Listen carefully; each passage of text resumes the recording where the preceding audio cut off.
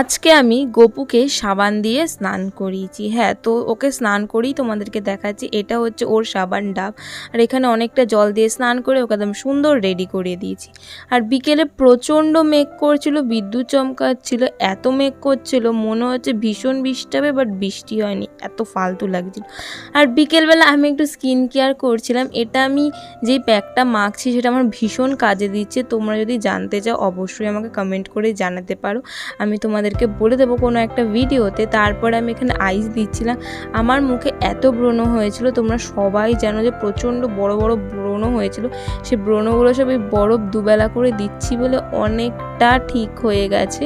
আর এখানে আমি একটা অ্যালোভেরা জেল মাখি। তো অ্যালোভেরা জেলের মধ্যে কী দিই সেটাও অন্য একটা ভিডিওতে বলবো। 1 মিনিটের ভিডিওতে তো আর সব কিছু বলা যায় না। দেখো মুখটা এখন একটু হলেও চকচকে করছে, তোমরা তো বুঝতেই পারছো। তো চলো টাটা, দেখা হচ্ছে